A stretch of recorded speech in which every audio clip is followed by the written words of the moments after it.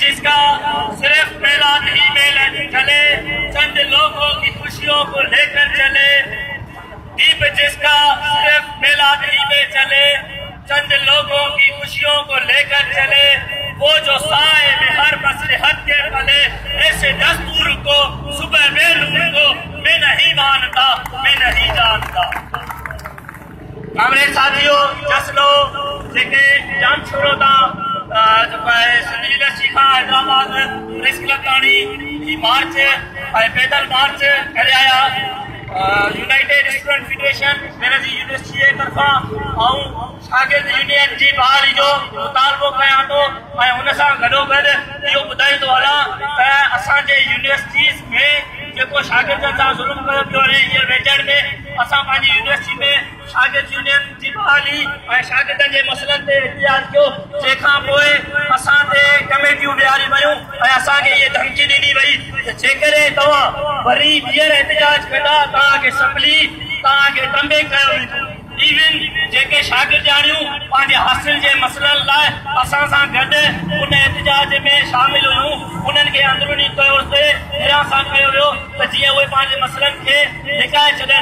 ऐं उन्हनि शागिर्दियाणियुनि सां ज़ुल्म इहो आहे जो ॿ ॾींहं पाणी हुननि वटि कोन्हे, ॿ ॾींहं हुननि वटि लाइट कोन्हे, जनरेटर सिस्टम न आहे। ऐं वॾी ॻाल्हि त केॾी सारी general university division Nawab Shah ji हींअर ऐलान करे थी त 2020 जी बैच लाइ असां वटि का बि हासिल न आहे। छो जेकॾहिं इहे 2000 शागिर्द हिन यूनिवर्सिटी में पास थी करे ईंदा त उन्हनि खे रहण लाइ हासिल छो न थींदी? इहो सिर्फ़ु हिन जे करे ई आहे जो हिन वक़्तु मुल्क में मुआशी बहरान लॻो पियो आहे।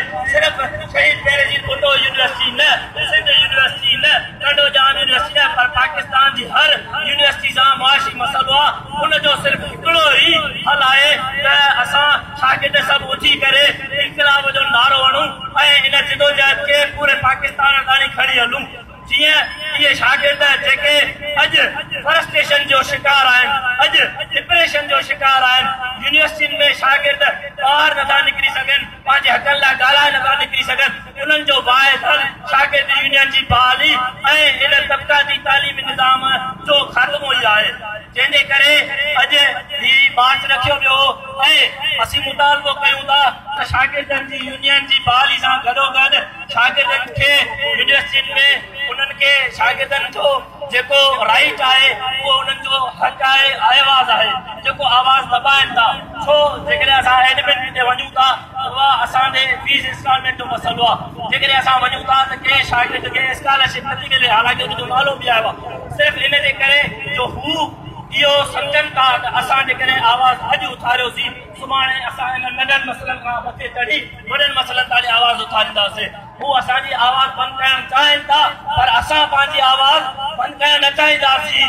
ऐं हींअर शागिर्द यूनियन जी मुतालबो करे ऐं प्रेस क्लब हैदराबाद तां इहो पैगाम ॾियूं था त जेकॾहिं शागिर्द यूनियन जी बहाली न कई वई असां हिन मज़हबत खे सिर्फ़ु हैदराबाद न पूरे पाकिस्तान ऐं इंटरनेशनल यूनिवर्सिटियुनि ताईं खणी वेंदासीं।